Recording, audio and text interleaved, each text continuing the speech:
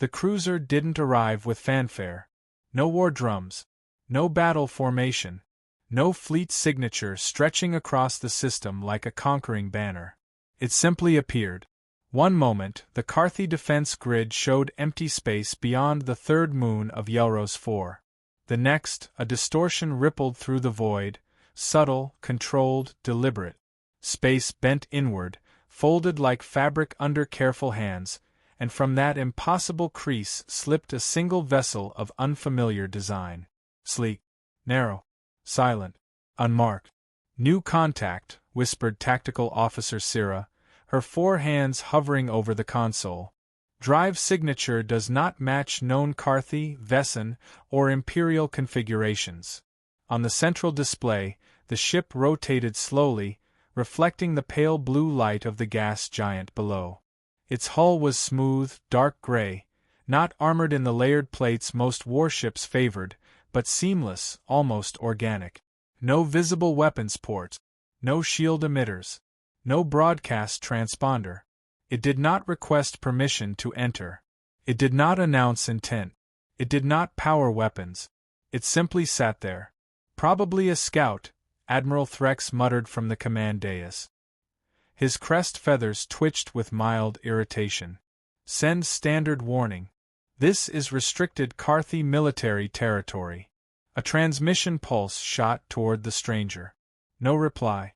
The bridge grew quieter. Energy readings? Threx asked. Syrah swallowed. Low output across the board, but dense. Contained. I've never seen a power core signature compressed like that. Before Threx could respond, alarms flickered across the upper arc of the tactical ring. Not loud. Not urgent. Just notifications. Outer Patrol Group Theta just went offline, another officer said slowly. Offline how? No explosion. No distress signal. They were there, and now their transponders are gone. Threx straightened. That's 12 ships. Yes, Admiral. He stared at the unknown cruiser on the display. It hadn't moved. Not a degree. Not a meter. Coincidence, he said, though his voice lacked conviction. Long-range interference. Solar fluctuation. Then Patrol Group Sigma vanished. 20 ships. Gone between one breath and the next. Still, the cruiser did not move. Time since contact? Threx asked. Syrah checked the log. Her voice came out thinner than she intended. 2 minutes, 14 seconds. Something cold crawled up the Admiral's spine. Full fleet alert. Weapons hot. Target the unknown vessel. Hundreds of Carthy warships shifted in orbit, energy building along spinal cannons, missile bays opening like metallic wounds. Targeting solutions painted the cruiser from every angle. The alien ship finally reacted. A single line of light traced along its hull, not charging, not glowing, just existing like a seam being revealed. Across the system, every Carthy sensor spiked at once. Not high. Not violent. Just everywhere. Admiral, Syrah whispered, eyes wide. I'm detecting gravitational fluctuations at a micro scale, localized around every Carthy vessel. Threx's throat tightened. Meaning? The officer didn't answer. She didn't have to. On the display, the fleet icons began to wink out. Not from impacts. Not from explosions. Each ship simply compressed. Hull, crew, weapons, shields, crushed inward by forces too precise to resist. They folded into themselves, reduced to silent sparks that faded into the dark. One after another. Formation after formation. No debris fields. No shockwaves. Just absence. The unknown cruiser remained perfectly still. Time. Threx croaked. Syrah could barely breathe. 2 minutes, 58 seconds. The Admiral stared at the shrinking tactical map, at the graveyard that wasn't even allowed the dignity of wreckage. Open a channel, he said. For surrender? For anything. A moment later, their transmission connected.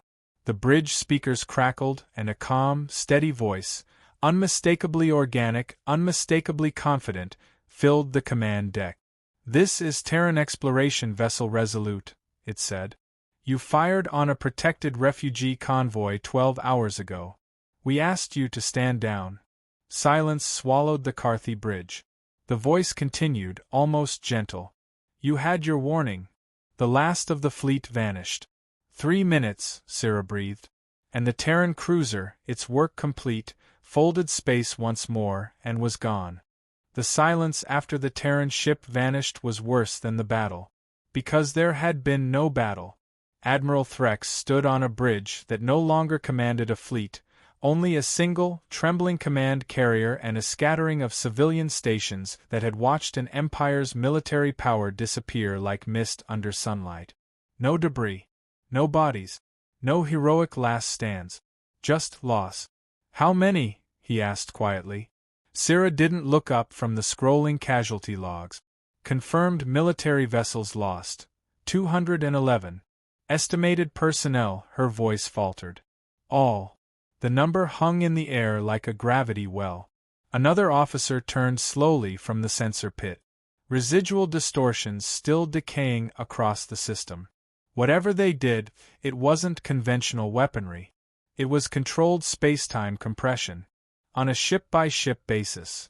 Precision, Threx muttered. Yes, Admiral. Surgical. Not genocide. A message. The main holotank flickered. Civilian channels, previously locked out of military space, were now flooding the network. Every station, every colony habitat, every mining rig around Yelrose 4 had seen it. The unknown cruiser. The fleet vanishing. The 3-minute war. They're calling it divine intervention, someone said weakly. No, Threx replied. Divinity is unpredictable.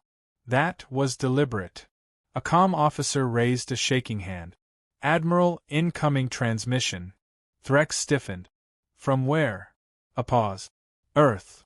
The bridge went still. Patch it through. The display shifted. Not to a war room. Not to a battleship command deck. A simple room. Neutral lighting. No insignias. No visible guards. At the center sat a single human. Dark hair streaked with gray. Calm eyes. Civilian clothing. Hands folded on the table. Not a soldier. Which somehow made it worse. I am Ambassador Elena Merrick, the human said. Her voice was the same calm tone that had spoken during the annihilation. You are Admiral Threx of the Carthy Defense Wing. Threx forced his crest feathers to remain flat, a sign of composure among his kind. I am. You fired on non-combatant vessels under Terran protection, she said. Not accusing. Stating fact. We issued a warning buoy. Then a directed transmission. Then a priority diplomatic channel. Threx remembered. They had dismissed them all as bluff signals from smugglers hiding behind a new species name. You responded with weapons fire, she continued. We did not know. You did not care, Merrick corrected gently. The words landed harder than any missile. Behind Threx, an officer muttered, One ship. Merrick heard it. Yes, she said. One ship. Her gaze never hardened. It didn't need to. The Resolute is not a warship. It is an exploration cruiser. Its mission is first contact and humanitarian intervention. Threx felt something inside him tilt. That was humanitarian? To the refugees you were about to erase? Yes. The holotank shifted. Footage appeared. Damaged civilian transports. Non-Carthy. Burned hulls. Life support failing. Then a timestamp. 12 hours before the fleet's destruction. They were fleeing a stellar collapse, Merrick said. Your patrol classified them as resource trespassers. Threx had signed that engagement authorization. Standard border enforcement. Routine. The ambassador leaned forward slightly. Admiral, humanity does not seek war with the Carthy. We have no interest in your territory, your politics, your expansion. Her eyes held his. But we do not tolerate the extermination of the defenseless. Not by pirates. Not by empires. Not by anyone. Behind Threx someone whispered, They're Deathworlders. Merrick's lips twitched faintly. She had heard that before. You have two paths, she said. A formal apology and immediate recognition of Terran humanitarian corridors. The display shifted again. Long-range sensors. Dozens. No, hundreds of faint distortions at the edge of the system. Or we escalate our presence. Threx's throat went dry. Those are more cruisers? No, Merrick said softly. Those are actual warships. The difference settled over the bridge like vacuum. You lost a fleet today, she continued. You do not have to lose a civilization. For the first time in his long military career, Admiral Threx, veteran of 6 border wars, breaker of 3 rebellions, lowered his head. We accept Terran terms. Merrick nodded once. Good. The feed ended. On the Carthy Bridge, no one spoke.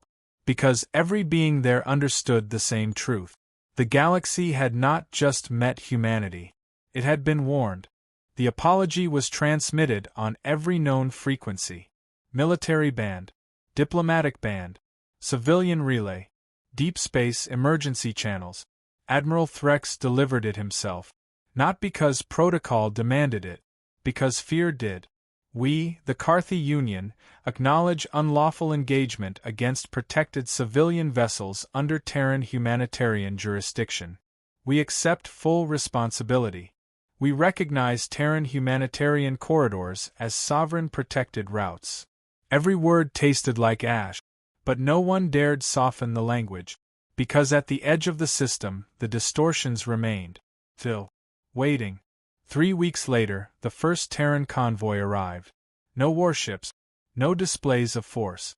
Just long, modular vessels carrying food synthesis units, atmospheric processors, medical frigates, and construction drones.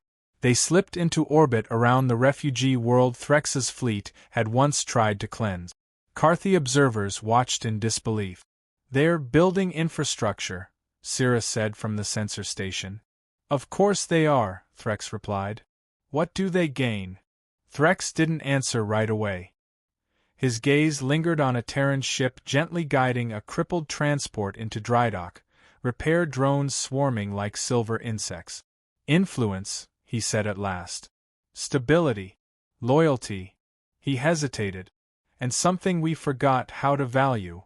Across the galaxy, the story spread faster than light. The 3-minute war. Footage leaked. Simulations circulated. Analysts argued. Militaries panicked. Empires that had ruled for millennia began reviewing border policies. Pirate clans vanished from known routes. Slave markets shut down overnight. Because one fact overshadowed everything else. Humanity had not retaliated in anger. They had intervened in defense. And done so with terrifying restraint. Months later, in a secure Terran facility orbiting Earth, Ambassador Merrick stood beside a massive transparent viewport. Stars glittered beyond, serene and indifferent. Behind her, a younger officer shifted nervously. Ma'am, permission to ask something unofficial? Granted. Why didn't we send a battleship first? It would have ended faster. Merrick smiled faintly. It wasn't about speed. The officer frowned. Then what? She gestured toward the stars. Reputation. A screen lit up beside them. Reports from across known space. Piracy down 72%. Border massacres. Statistically near zero. Requests for Terran mediation. Rising. We didn't need to conquer the galaxy, she said. We just needed everyone to understand a simple rule. Her reflection stared back at her in the glass. Hurt the helpless and humans come. The officer swallowed. And if someone tests that rule again? Merrick's expression didn't change.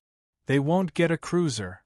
Far away, at the edge of a distant system, space rippled softly as another Terran exploration vessel slipped into real space, responding to a distress call no one else had answered.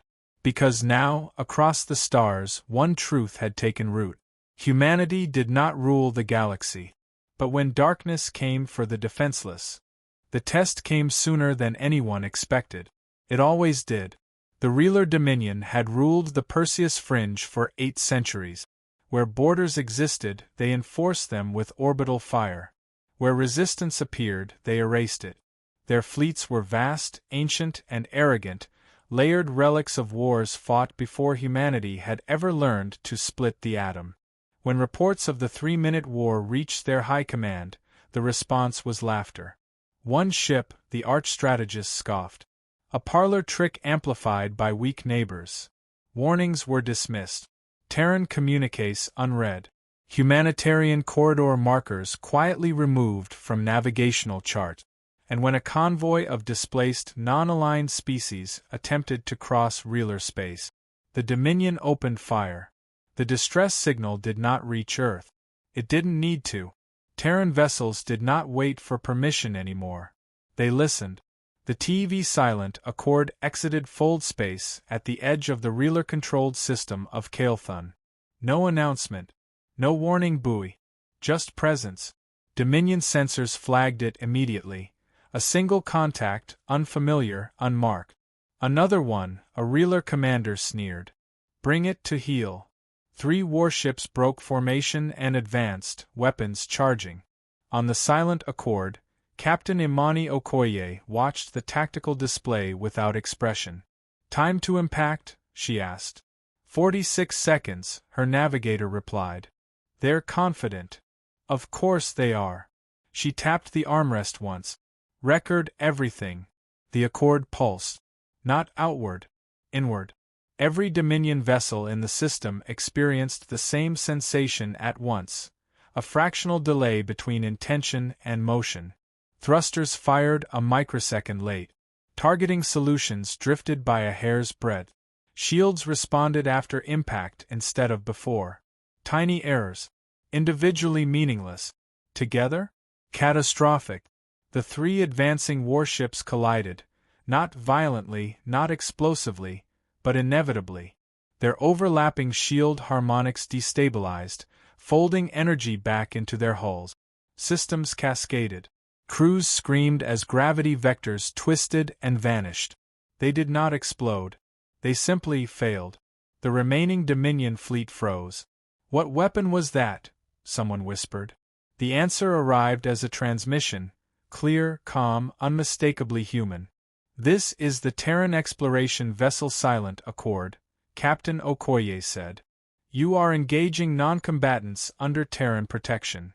The arch-strategist snarled. You dare threaten the Dominion with one ship?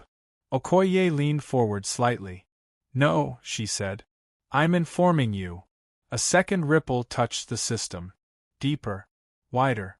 The stars themselves seemed to lean inward. Dominion sensors began lighting up, not with contacts but with absences. Supply depots lost mass.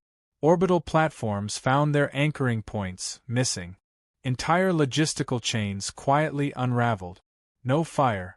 No destruction. Just removal. Stop, the arch-strategist hissed. Stop this at once. Okoye's voice softened. You were warned. Others listened. She brought up the convoy on her display. Battered ships, terrified civilians, life signs flickering. They pass through your space, she continued. You will not pursue. You will not tax. You will not interfere. And if we refuse? The arch-strategist demanded. Okoye glanced at the timer. Then in 2 minutes, your fleet won't exist. Silence gripped the Dominion command chamber. They had ruled by fear for centuries. Now fear had learned a new language. We comply, the arch-strategist said at last. The pressure lifted. Systems stabilized. The stars relaxed. The convoy moved on untouched. Weeks later, the Dominion quietly amended its doctrines. Humanitarian corridors were reinstated. Terran markers were left alone. Across the galaxy, observers noticed the pattern. Humans did not conquer. They did not occupy. They corrected. And they only ever had to do it once. On Earth, Ambassador Merrick read the report in silence. Another test. Another answer. She closed the file and looked out at the planet below, blue, fragile, stubborn. Humanity had not set out to be the galaxy's shield.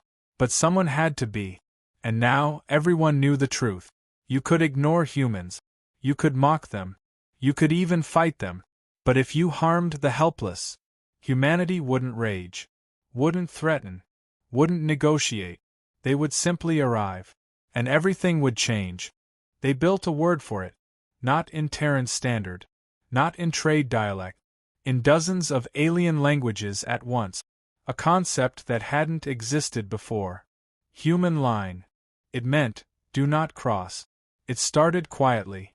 Shipping lanes were redrawn. Star charts updated.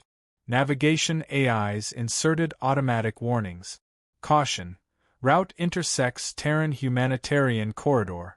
Pirates who ignored it didn't broadcast their last moment. They just stopped transmitting. Military academies across the spiral arms added new doctrine modules. Case Study 441b, Terran Intervention Event. Subsection, Why Escalation Fails. Simulations all ended the same way. It didn't matter if the opposing force had numbers, ancient technology, or planet-killer weapons. Once humans were involved, the equation changed. Not because they were stronger. Because they were decisive. Other species debated. Humans concluded. In the Carthy Union, Admiral Threx stood before a new class of officers. Behind him, a frozen tactical image hung in the air, the moment before his fleet had vanished. Understand this, he said, voice steady now, no longer ashamed. Humans do not posture. He let the silence sit. They issue warnings only to establish moral clarity, not because they need time. A young officer raised a hand. Sir, could we defeat them if we committed our full military? Threx did not hesitate. That is the wrong question. He deactivated the display. The correct question is, why would we ever force them to try? Far beyond charted space, on a drifting research outpost belonging to a minor species no one powerful had ever noticed, an old distress beacon activated automatically as life support failed. No one local answered. No empire cared. No trade route passed nearby. The signal slipped into the dark, and was heard. Fold space shimmered softly. A Terran exploration ship emerged, hull scarred from a dozen other corrections, medical teams already mobilizing before full scan completion. No speeches. No politics. Just action. Because to humanity this wasn't strategy. It was habit. Years passed. The galaxy didn't unite under a banner. Didn't swear allegiance. Didn't kneel. It simply adjusted. Wars still happened. Borders still shifted. Empires still argued. But massacres? Exterminations? Civilian purges? Those became rare. Not outlawed. Just unwise. In a quiet office overlooking Earth's night side, Ambassador Merrick prepared a briefing for new Terran diplomats. The title read, On the Responsible Use of Overwhelming Capability. A junior aide hesitated at the door. Ma'am, do you think they fear us? Merrick considered the question, then shook her head. No, she said. They fear consequences. She looked out at the lights of cities below. And that's healthier. Out among the stars, a child on a refugee world pointed at a bright flare as a Terran ship entered orbit. Who are they? The child asked. An elder answered softly. They're the ones who come. And across the galaxy, in 1,000 languages, the meaning was the same. When darkness moves. It began with a mistake. Not an empire. Not a fleet. Just one commander who believed distance meant safety. In the unmonitored dark between spiral arms, far beyond trade lanes and diplomatic beacons, a mining consortium discovered a pre-FTL civilization on a resource-rich world. Primitive. Divided. Defenseless. The decision was made in under an hour. Relocate the natives. Which meant, remove. Quietly. No one would know. But someone always knew. Because Terran listening posts didn't just monitor borders anymore. They monitored patterns. And when biosignature counts on an uncontacted world dropped by 12% in a single rotation, an alert triggered. No debate followed. The Terran ship that arrived did not identify itself. It didn't need to. The mining fleet saw it and froze. No visible weapons. No fleet support. No dramatic entrance, just a dark, silent hull suspended above the world like judgment. This operation is lawful under expansion protocol, the mining director began broadcasting. The human reply cut in gently. There are no lawful exterminations. Then the stars bent. Not violently. Inevitably.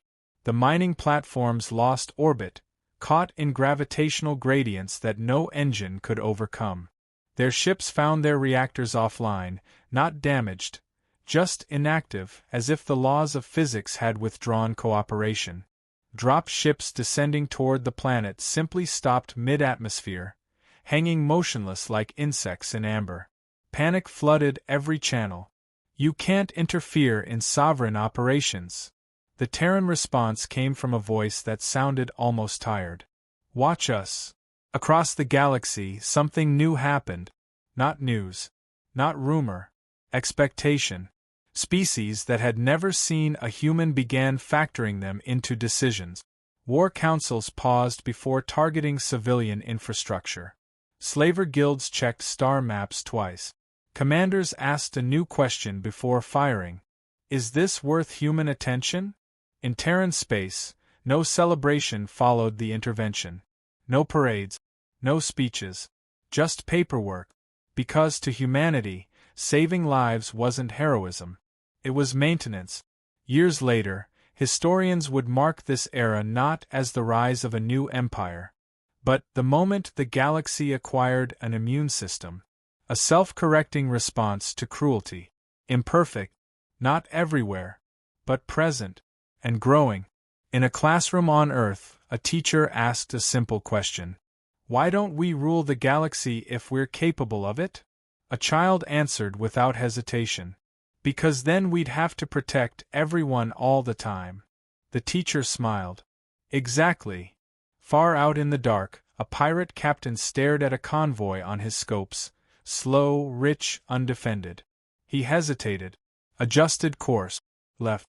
Not because of patrols, not because of treaties, but because somewhere in the back of his mind lived a quiet, universal truth. If the helpless scream, long after the first interventions, long after the 3-minute war, long after empires rewrote doctrines and pirates chose different careers, a story began circulating in places humans had never visited. It wasn't transmitted. It wasn't recorded. It was told. Around heat vents on frozen moons. In the shadow markets of asteroid cities. In refugee settlements on worlds still rebuilding. A story about a species that didn't expand, didn't demand tribute, didn't fly banners over conquered skies, but appeared when screams did. On a backwater station orbiting a dying red star, a cargo handler from a 6-limbed species asked a question that had been asked 1,000 times across the galaxy. Are they real? The Terrans? An old navigator, scarred and missing an eye, snorted softly. I saw one.